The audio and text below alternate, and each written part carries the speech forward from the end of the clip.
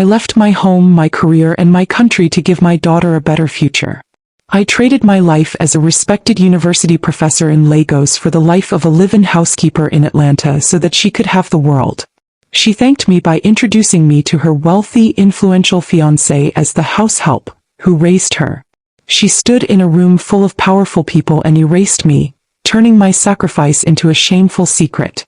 He thought she could rewrite my history. She was about to learn that I am a historian. And a historian always has her receipts. Before I begin, thank you for being here. For being part of this community. If you believe in the power of a woman finding her voice and reclaiming her dignity, then you are in the right place. Please, let me know in the comments where you're listening from. It truly means the world to me. Now let me tell you what they did to me. My name is Fiancé Adeyemi, and my life has been a tale of two cities, two identities.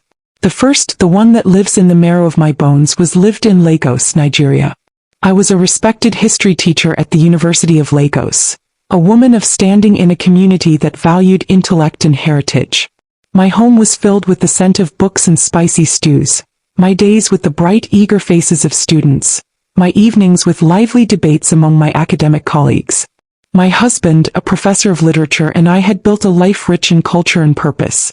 We were not wealthy in money, but we were titans of thought, our world built on the foundation of the stories and histories we taught.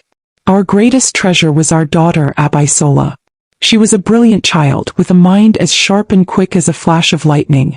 We saw in her the promise of a future even brighter than our own. Then my husband passed away suddenly and my world tilted on its axis. I was left with my grief and with Abisola, a shining star whose light I knew could be dimmed by the limitations of our circumstances. It was then that I made the decision that would cleave my life in two. I would leave Nigeria. I would go to America, the land of boundless opportunity, and I would give Abisola the future her father and I had always dreamed of for her. It was a decision born of a love so fierce it was willing to sacrifice everything, including myself. We arrived in Atlanta, Georgia, a city that felt as vast and foreign as the moon. I had my academic credentials, my letters of recommendation, my pride. They were worthless here. I was told, in a series of polite but firm rejections, that my Nigerian teaching degree was not recognized. The best I could hope for, they said, was a position as a substitute teacher, a low-paying, uncertain path that would not provide the stability Abisola needed to thrive. The dream seemed to be dying before it could even take root. But a mother's love is a stubborn, resourceful thing. If I could not enter America through the front door of academia, I would find another way in. I saw an advertisement in the paper. A wealthy family in the exclusive Buckhead neighborhood was looking for a live-in housekeeper and nanny. The pay was substantial, enough to afford the tuition at the elite private school I had already researched for Abisola. And so I, Fiancé Adeyemi, a woman with a master's degree in West African history, put on an apron. I packed away my academic robes and my pride and I went to work. The family was kind in a distant, benevolent way. They gave me a small, clean room in the back of their sprawling mansion, a room that would be my home for the next 20 years. My life became a routine of service. I woke before the sun to prepare breakfast. I polished silver I would never eat with, cleaned rooms I would never entertain in, and raised children who were not my own. My hands, once accustomed to the delicate feel of ancient manuscripts, grew rough from bleach and cleaning solutions. I was a ghost in their beautiful home, a quiet, efficient presence that made their lives run smoothly. But every dollar I earned, every ounce of my energy was poured into Abisola. She was enrolled in the Westminster schools, one of the finest private schools in the nation. She was surrounded by the children of Atlanta's elite and she thrived. She was brilliant, popular, and she quickly learned to navigate their world, her Nigerian accent softening, then disappearing altogether, replaced by the polished, placid tones of the American upper class. I lived for her visits on my days off, when she would come to my small room and tell me about her classes, her friends, her dreams. I would cook her traditional Yoruba meals, a taste of the home she was quickly forgetting. I saw the shame in her eyes when she had to meet me at the back door of her friends' mansions, where I was sometimes working at a party her friends were attending. I told myself it was a necessary pain, a temporary discomfort on her path to greatness. After Westminster came Yale, then medical school. I paid for it all. My life savings, every penny I earned from my domestic work, went to her education. I wore the same simple dresses for years so she could have a new winter coat. I ate simple meals in my small room so she could afford the textbooks for her cardiology residency. My sacrifice was a silent, constant river that flowed from my life into hers. And it worked.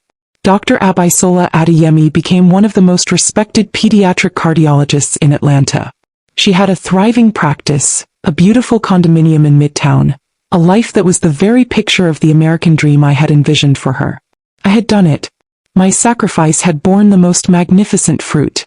I had traded my own identity so that she could build a new one, a better one. I had no idea that the foundation of her new identity would be the complete and utter erasure of mine. Dr. Abisola Adeyemi moved through the world with a polished, hard-won grace. She was a vision of success, her sharp, minimalist designer suits a kind of armor, her expensive handbag a shield. She had systematically, meticulously, scrubbed her life clean of its origins. The vibrant musical cadence of her Yoruba accent had been replaced by the precise, clipped speech of an Ivy League academic. She had become a masterpiece of self-creation, a woman who seemed to have sprung fully formed into the world of Atlanta's elite. Her relationship with me, her mother, became a carefully managed, arm's-length affair. She would visit me in the small, tidy apartment I had moved into after my housekeeping job ended, bringing me expensive but impersonal gifts. Our conversations were stilted, superficial. She would ask about my health, I would ask about her practice. We never spoke of the past. We never spoke of the 20 years I had spent on my knees scrubbing floors so that she could stand tall in her doctor's coat. That part of our history was a locked room and she was the only one who held the key. I respected her silence, believing it was her way of protecting me from the memory of my own sacrifice. I did not understand that she was protecting herself from the shame of it. The inciting incident, the event that would force the collision of her fabricated world and my real one, was her engagement. And not just to any man. She became engaged to Carter Covington IV, a name that in Atlanta is akin to royalty. The Covingtons were old money, their fortune built over generations in real estate and Coca-Cola bottling. They were a family that valued lineage, history, and authenticity above all else. Carter was a kind, honorable man, an architect who specialized in historic preservation. He was utterly captivated by Abisola. And he was captivated by the story she had told him. I learned of this story not from my daughter but from Carter himself. Abisola brought him to my apartment for a brief, formal introduction. He was charming, his smile genuine and warm. "Dr. Adeyemi," he said to me, his voice full of a deep, sincere respect. "Abisola has told me so much about you. It is an honor to finally meet you. I have such a profound respect for your work." I smiled, confused. "My work?" "Yes," he said, his eyes shining with admiration. "Your career as a history professor at the University of Lagos. Abisola told me all about your family's academic legacy. It's just incredible. A family of scholars." I stared at him, then at my daughter, who was smiling a bright, tight, terrifying smile. A family of scholars. A retired, frail academic. This was the fiction she had created. She had taken my real past, my life as a teacher, and had conveniently erased the 20-year chapter of servitude that followed. In her new narrative, I had simply retired from my esteemed university position and moved to America to be near my successful daughter. My sacrifice had been completely, surgically removed from the historical record. The lie was the cornerstone of her acceptance into the Covington world. And now the Covingtons wanted to celebrate. Carter's mother, Eleanor Covington, the formidable matriarch of the family and a pillar of Atlanta society, insisted on hosting a formal dinner at their family estate in Buckhead. It was to be an intimate affair for the two families to finally meet and toast the happy couple. For me, the invitation was the culmination of everything I had ever worked for. My daughter was marrying into one of America's great families. My sacrifice had not just given her a future. It had given her a dynasty. I was filled with a pride so immense it felt like it might burst my heart. For Abisola, the invitation was a summons to her own execution. I could see the panic in her eyes, the frantic calculations of a woman whose carefully constructed world was about to be tested. How could she possibly maintain the fiction with me, the primary source of the truth, sitting at the same dinner table? She tried to manage me. "Mother," she said, her voice strained in the days leading up to the dinner. "The Covingtons are very formal, very traditional. It might be best to let me guide the conversation. They're fascinated by your academic past, so we should focus on that. Let's not bore them with the details of our early years here. It's not relevant. I agreed, oblivious. I saw her nervousness as the natural anxiety of a daughter wanting to impress her new family. I had no idea I was being coached, being prepped, being told which parts of my own life were acceptable for public consumption. I spent a week preparing for the dinner, my heart full of joy. I had a traditional Nigerian lace dress, a beautiful iro and buba, specially made. I would represent my heritage, my true self, with pride and dignity. I saw the dinner as a celebration of our journey. Abisola saw it as a terrifying tightrope walk, and she was about to find out that the safety net had been removed. The Covington estate was a world unto itself. A long, winding driveway led to a magnificent white-columned mansion that looked like something out of a history book. The air itself seemed different here, quieter, heavier with the weight of generations of wealth and influence.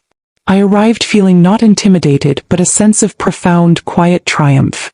Fiancé Adeyemi, who had once entered homes like this through the back door, was now walking through the front as an honored guest, the mother of the future bride. I wore my traditional lace attire, the fabric a rich, deep blue, my head held high. I was a queen come to witness her daughter's ascension. Carter and his mother, Eleanor, greeted me at the door.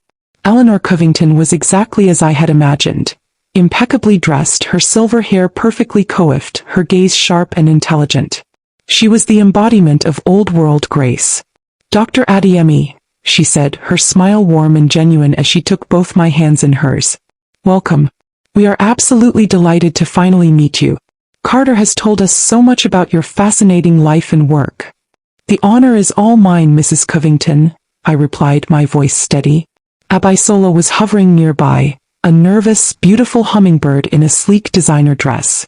She quickly steered me into the grand drawing room, her hand on my elbow a little too tight. "Mother, let me get you a drink," she said, her voice bright and brittle. The evening was a blur of polite conversation, crystal glasses and quiet, efficient service from a staff that reminded me with a painful pang of my former life. I was seated next to Carter's father, a kind, retired judge who asked me insightful questions about Nigerian history. I felt myself relax, the old teacher in me coming alive as I spoke of the Yoruba kingdoms and the complexities of post-colonial politics. I was in my element. The tension, however, radiated from my daughter. She watched my every move, her smile never faltering, but her eyes filled with a desperate, frantic energy. She would interrupt gently to change the subject if she felt the conversation was straying into dangerous territory. I saw it, but I misinterpreted it as a daughter's eagerness to have her mother shine. The core betrayal, the moment that would shatter my world, happened after dinner. We had retired to the magnificent two-story library, a room filled with the scent of old leather and beeswax. We were sipping coffee, the conversation light and pleasant. Carter, in an attempt to connect our two families, turned to me. He was holding a small leather-bound book. "Fiancé," he said, using my first name with a comfortable familiarity that warmed my heart. "I was so fascinated by what you were saying about your time at the University of Lagos. Abisola mentioned you specialized in the history of the Oyo Empire. I happen to have a first edition of Samuel Johnson's The History of the Yorubas. I would be so honored if you would look at it." He was trying to connect with me, to show respect for my life's work, the life he believed I had led. It was a moment of pure, genuine kindness. I opened my mouth to reply, to share my joy at seeing such a treasured book, but before a single word could escape my lips, Abisola's voice cut through the air, as bright and as sharp as breaking glass. "Oh, Carter, darling, you've misunderstood," she said with a light, tinkling laugh that didn't reach her eyes. She walked over and stood between us, a physical barrier. She placed a hand on my shoulder, a gesture that looked affectionate to the others, but which felt to me like a warning, a restraint. She turned her brilliant, false smile on Carter and Eleanor. "I think my stories must have gotten a little jumbled," she said, her voice a smooth, practiced purr. "My mother, the one who was the professor, passed away when I was very young. This," she said, her hand tightening on my shoulder, "is the wonderful woman who raised me after she was gone. She was our family's househelp, a live-in nanny. She was an absolute treasure, like a second mother to me. We are so lucky to have had her in our lives." The silence in that grand book-lined room was absolute. It was a silence so profound I could hear the blood roaring in my ears. The world seemed to shrink, to narrow, until the only thing in it was the pressure of my daughter's hand on my shoulder and the echo of her words. Househelp. Like a second mother. She had not just lied. She had performed a public act of erasure so complete, so audacious, it was almost brilliant. She had taken my identity, my history, my sacrifice, and she had relegated me to the role of a beloved servant. She had made me a footnote in my own life story. She had turned me into a ghost at the table. I looked at Carter. His face was a mask of confusion. I looked at Eleanor. Her sharp, intelligent eyes were fixed on me, a flicker of something unreadable in their depths. And I looked at my daughter, my child, the fruit of my life's sacrifice. She was still smiling, a triumphant, desperate smile, the smile of a woman who had just successfully navigated the most dangerous moment of her life. I did not speak. I could not speak. I simply sat there, a regal Nigerian woman in my beautiful lace dress, and I let the lie settle over the room, a poisonous, invisible fog. In that moment she had not just denied my past, she had stolen my present and foreclosed on our future. She had made her choice. And in the cold, silent clarity of my shock, I knew that I would now have to make mine. I do not know how I endured the rest of that evening. I moved and spoke like an automaton, my body performing the necessary rituals of polite society while my mind was a silent, screaming ruin. I remember the drive home to my small apartment, the city lights of Atlanta blurring into meaningless streaks of color. I remember walking into my living room and seeing the photograph of my late husband on the mantelpiece, his smiling face a painful reminder of the life we had planned, the life I had willingly given up for the daughter who had just disowned me. For a full day I was paralyzed by a grief so profound it felt like a physical illness. The pain was not just the pain of a mother's broken heart. It was something deeper, more complex. It was the pain of erasure. My daughter had not just lied about my profession. She had invalidated my entire life's sacrifice. The 20 years I had spent scrubbing floors, polishing silver, and living in a servant's room, the years that had funded her Ivy League education and her medical degree, had been rendered a shameful secret, a history to be hidden away and replaced with a more palatable fiction. She had taken my story of resilience and love and had rewritten it as a story of servitude. But I am Fiancé Adeyemi. I am a historian. And a historian knows that the most dangerous thing in the world is not a lie, but the unchallenged acceptance of a lie. A historian knows that the past is not a story to be manipulated for personal gain. It is a record to be honored, to be preserved. By the second day the grief began to recede, replaced by a cold, quiet, and utterly implacable resolve.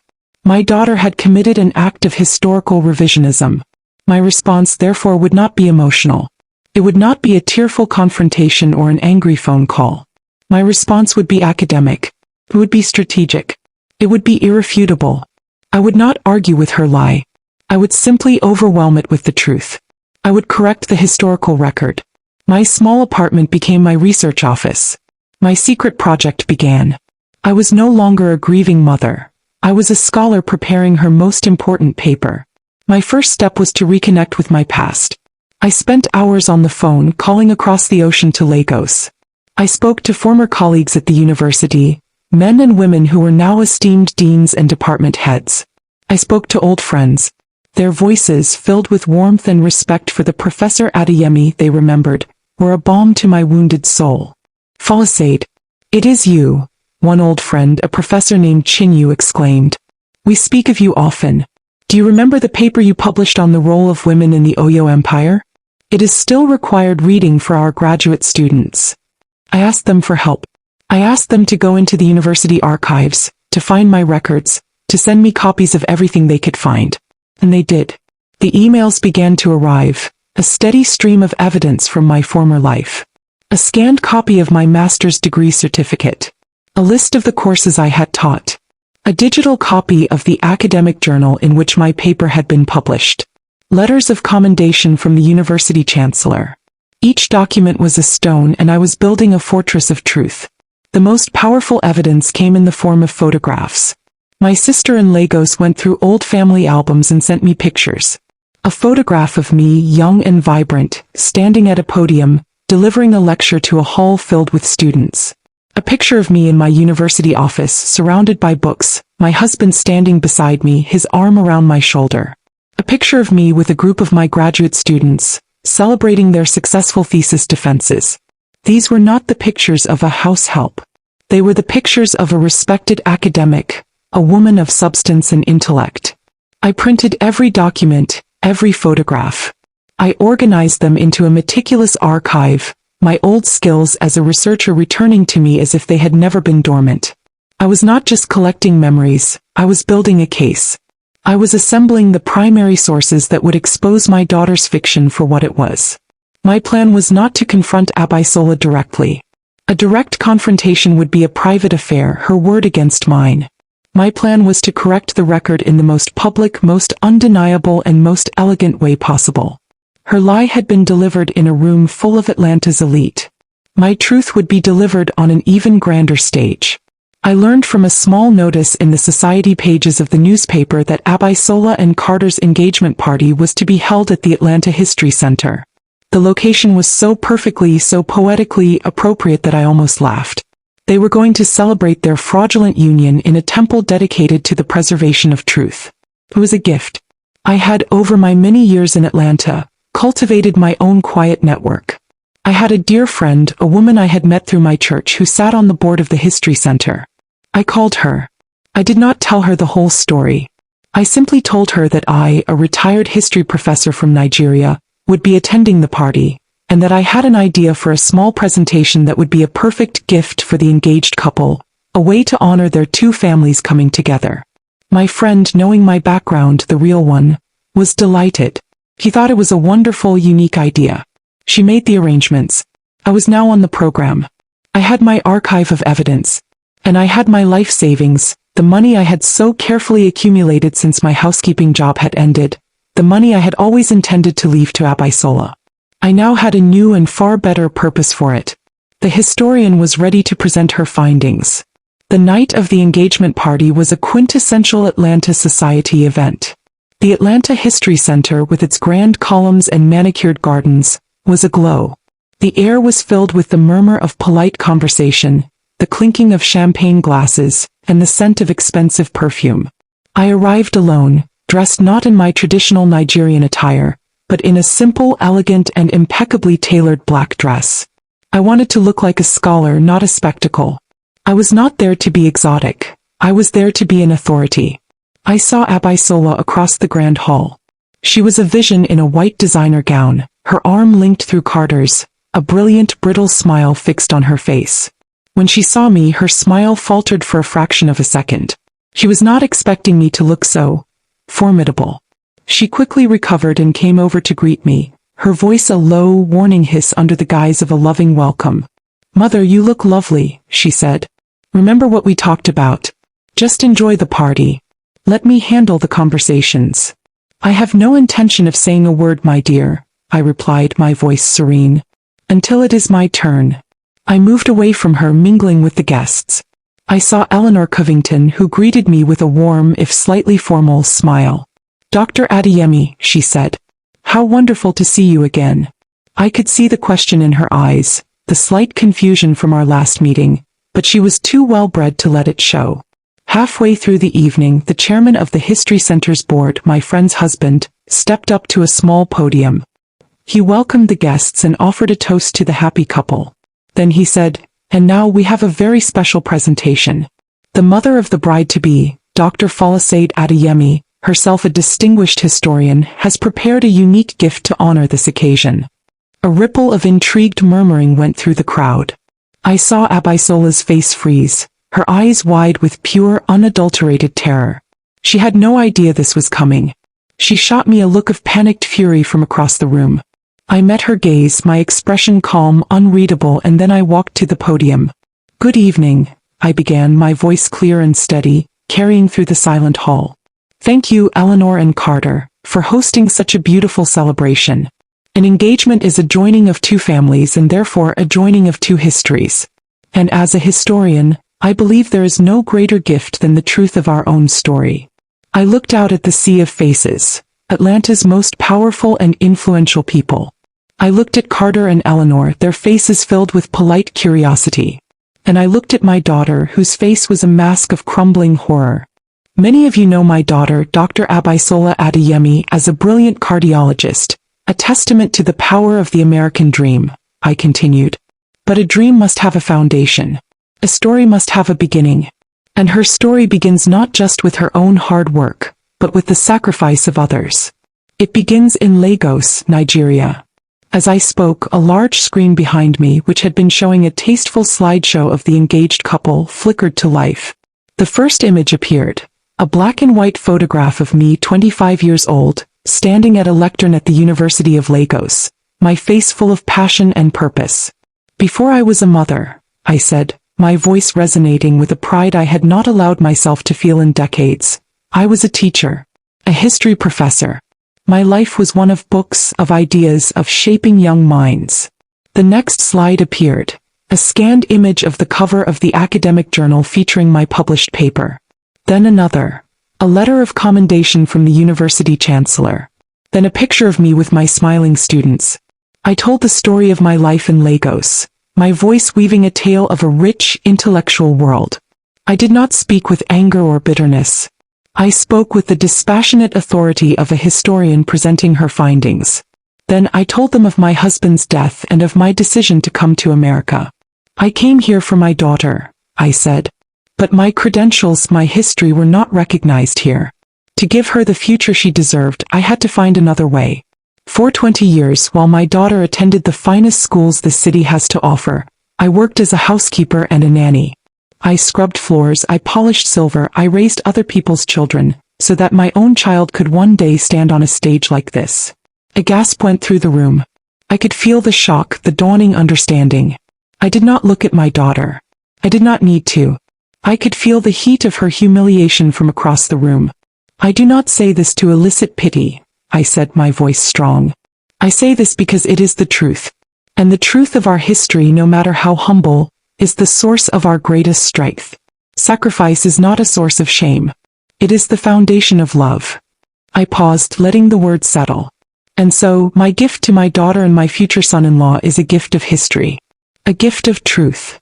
I looked directly at Eleanor and Carter. I have decided to use my life savings to establish a new scholarship at Spelman College, an institution dedicated to empowering women. It will be called the Covington Adeyemi Scholarship for Immigrant Scholars. It will be awarded annually to a young woman, an immigrant or the daughter of immigrants, who is pursuing a life in medicine or academia. It is my hope that this scholarship will ensure that the story of sacrifice and achievement, the story of so many of us, will be honored, celebrated, and never ever erased. I stepped down from the podium to a stunned, profound silence, which was then broken by a wave of thunderous, heartfelt applause. I had not raised my voice. I had not accused my daughter. I had simply told my story. And in doing so, I had corrected the historical record in the most public and permanent way imaginable. I had linked the proud Covington name to the very story of servitude and sacrifice my daughter had tried so desperately to hide. My gift was a beautiful, inescapable trap. The immediate aftermath of my speech was a blur of surreal, slow-motion moments. The applause that filled the grand hall of the Atlanta History Center was not just polite. It was warm, genuine, and deeply respectful. Several people, strangers to me, came up to shake my hand, their eyes filled with tears. "Thank you for your story, Dr. Adeyemi," one woman said. "It was the most powerful gift I have ever witnessed." I scanned the room for my daughter. I saw her standing near a large floral arrangement, her face ashen, her body rigid with shock. Carter was beside her, but he was not looking at her. He was looking at me, his expression one of profound, dawning horror and a deep, unmistakable disgust. Not for me, but for the woman he had been about to marry. Eleanor Covington stood a few feet away, her face a mask of cold, regal fury. She looked at Abisola as if she were a counterfeit piece of art that had just been exposed. The engagement did not survive the night. As I learned later from my friend on the board, the Covingtons quietly and with brutal efficiency ended it. There was no dramatic confrontation, just a cold, final conversation in the car on the way home. For a family like the Covingtons who prized lineage, character, and authenticity above all else, Abisola's deception was the ultimate sin. It was not just a lie, it was a flaw in her very being. To have built her entire identity on the erasure of her own mother's sacrifice was, to them, an unforgivable transgression. Abisola's carefully constructed world did not just crack, it disintegrated. The news of what had happened at the engagement party spread through Atlanta's elite circles like wildfire. She became a social pariah overnight. The invitations to charity balls and fundraisers stopped coming. Colleagues at the hospital looked at her with a new, pitying curiosity. The story of the brilliant Dr. Adeyemi and her househelp mother became a cautionary tale, whispered at cocktail parties and country club lunches. She had craved acceptance into their world so desperately that she had sacrificed her own soul for it, only to be cast out in the most public way imaginable. I did not revel in her ruin. I felt only a profound, weary sadness for the daughter I had lost, the woman whose insecurity had become so monstrous it had consumed her own heart. My purpose had not been to destroy her but to reclaim myself. And I had succeeded. The weeks that followed were filled with a new sense of purpose for me. I worked closely with the administration at Spelman College to establish the scholarship. I sat in boardrooms not as a housekeeper, but as a respected philanthropist, my opinions sought after, my story honored. I was no longer a ghost in someone else's life. I was the vibrant, powerful center of my own. My story ends not in a grand mansion or at a society ball, but on the beautiful historic campus of Spelman College. It is a warm autumn afternoon, a year after that fateful engagement party. I am sitting on a bench in the shadow of Sisters Chapel, the heart of the campus. Beside me sits a young woman named Samira, the very first recipient of the Covington Adeyemi Scholarship for Immigrant Scholars. She is brilliant, articulate, and her eyes shine with the same fire I once saw in my own daughter. She is the daughter of Ethiopian immigrants. Her father drives a taxi and her mother cleans hotel rooms. Samira tells me of her dream to become a doctor, to work in underserved communities, to honor the sacrifices her parents made for her. Your story, Dr. Adeyemi, she says to me, her voice full of a reverence that brings tears to my eyes. It gives me so much strength. To know that you endured so much, that you sacrificed everything for your daughter, and then to turn that pain into a gift for others. It makes me believe that anything is possible. I look at this remarkable young woman, and I see the true inheritor of my legacy. My sacrifice had not been in vain. It had just been waiting for the right beneficiary. My daughter had rejected my history, but this young woman and all the ones who would come after her, would now be lifted up by it. The foundation of any great structure, Samira, I tell her, my voice filled with a peace I had not felt in years, is built on the truth. Never be ashamed of your foundation. It is the source of all your strength. She smiles, a brilliant, hopeful smile. And in that moment I know that I have finally come home. I have corrected the historical record. I have reclaimed my name, my history, my dignity. And I have ensured that my true legacy is not the hollow success of one daughter, but the boundless future of many.